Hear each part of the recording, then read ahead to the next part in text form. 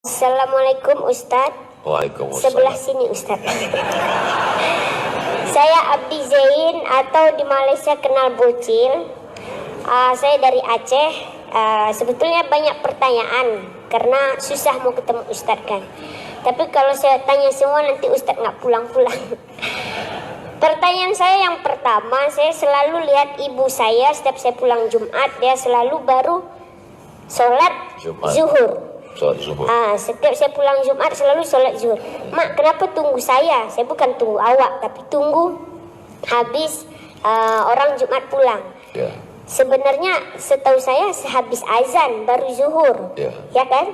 Nanti kalau saya lambat, mak tak sholat pula, gitu kan? Ya. Oke, itu yang pertama. Yang kedua, saya selalu lihat kawan saya setelah kepergian emak dia selalu macam bercakap. Ini pertanyaan dari dia lah.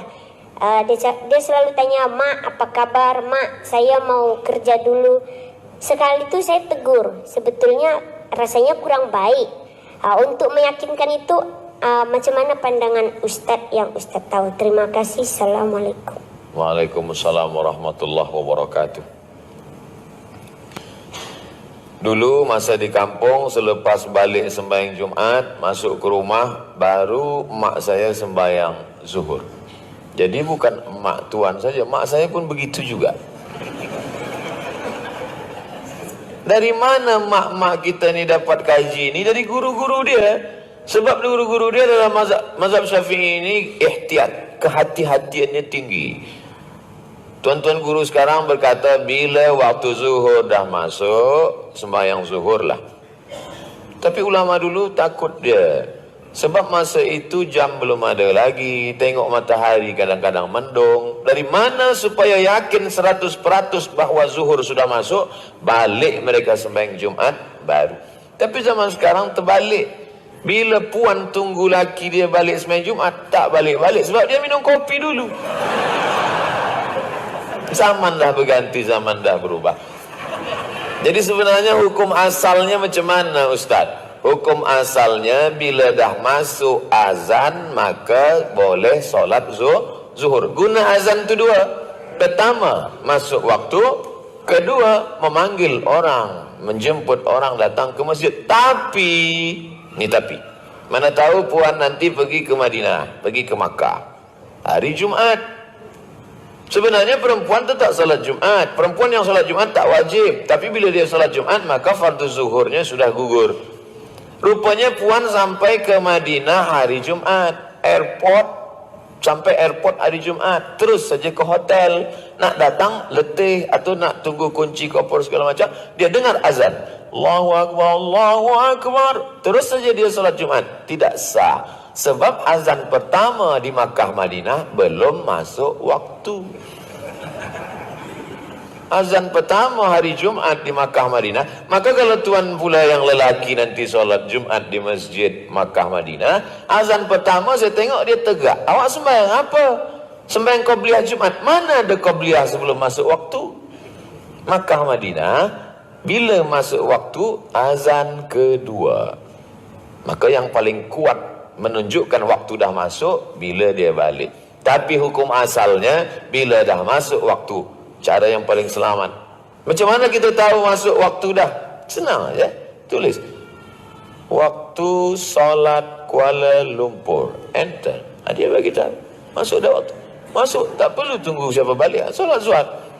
Puan nanti datang ke Riau, waktu solat Pekanbaru Riau, masuk waktu zuhur, sembahyang zuhur. Usolli fardhu zuhri raka'ataini qasran majmu'an ilaihil asri jam'an taqdiman. Sebab musafir jamak taqdim. Jelas. Yang kedua, meninggal mak kita, meninggal ayah kita.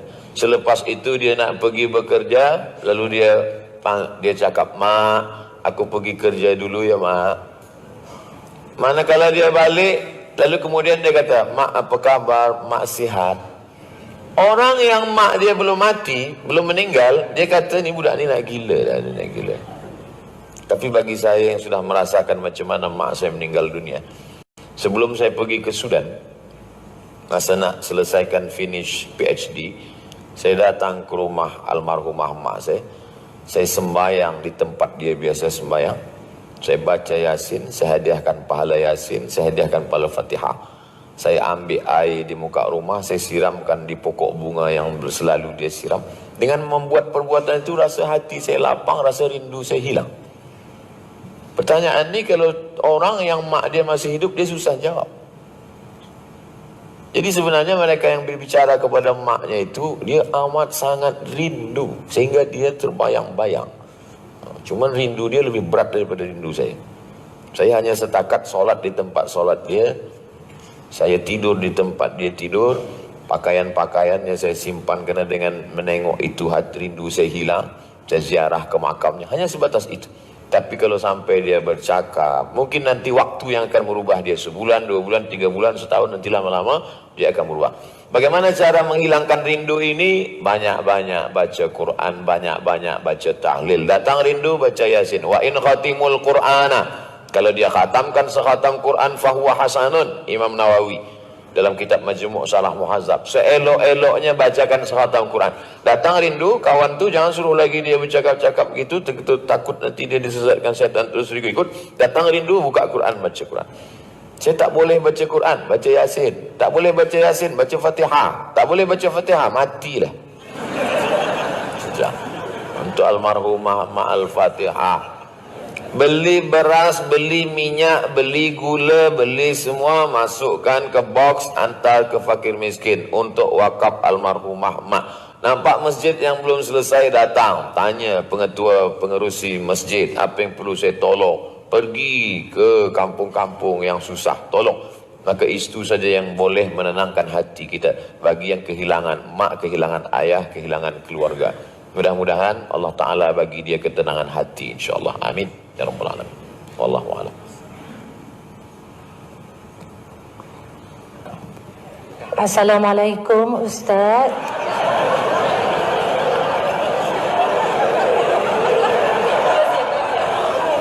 Dua kali saya bagi jalan, bagi laluan.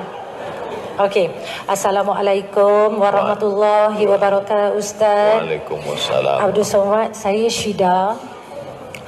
Saya nak tanya dengan UAS, bagaimana caranya untuk kami sekarang artis wanita yang selalunya berhias, maksudnya make up ketika keluar dan bekerja, menjaga wuduk. Bolehkah kami berwuduk sebelum make up? Kami lakukan untuk menjaga solat agar tidak tertinggal solat. Kadang-kadang kami keluar, kami terpaksa solat qada. Kadang-kadang 2-3 solat qada disebabkan kerja. Terima kasih Ustaz. Ya. Nabi mengqada pada perang Khandaq. Dia qada dari zuhur, asar, maghrib, isyak, malam dia qada. Sebab menghadapi Ahzab. Ahzab itu yang dihadapinya Yahudi, munafik, kafir, musyrik. Itu yang dihadapinya. Yahudi, munafik, kafir, musyrik. 4 golongan yang dihadapi baru dia qada. Rupa-rupanya sekarang ada pula yang qada sebab menghadapi kamera. Maka tak sampai kepada tingkat ini daruratnya. Jangan qada. Solat ni jangan selampau dimudah-mudahkan. Basyiru, beri kabar gembira. Wala tunaffiru, jangan buat orang lari dari Islam. Yassiru, beri kemudahan. Wala tu'assiru, jangan persulit, jangan persusah Islam. Tapi jangan pula terlampau memudah-mudahkan. Sikit-sikit qada, sikit-sikit jamak. Sekarang banyak orang terlampau mudahkan. Pengantin baru duduk jamak. Artis nak syuting qada.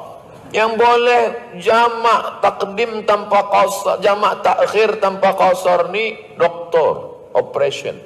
Dia operation dari pukul 12 hingga pukul 5. Operation panjang. Itu boleh jamak takhir sebab daruratnya tinggi, mati.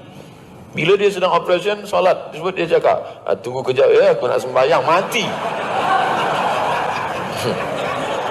Maka dia jamak, tapi tetap tak ada qasar sebab tak ada safar. Safar baru boleh qasar 2 rakaat. Tak ada safar, tetap jamak takhir. Darurat tingkat tinggi. Atau orang yang cuci darah, ini 5 jam 5 jam darah ni keluar, lalu masuk balik. Itu 5 jam, tak boleh bergerak. Atau kemo, darurat tinggi. Adapun syuting tak masuk dalam darurat tinggi. Maka mesti sembahyang bersama-sama. Artis lelaki sembahyang, artis perempuan bersembahyang, kameramen sembahyang. Sembahyang bersama supaya datang barakah. Saya dah sampaikan. Nak ikut, ikut. Tak nak ikut, neraka jahanam dah siap. Wallahu a'lam bissawab. Ustaz ni cakap dia keras betul tak? Saya cakap saya je, hati lembut.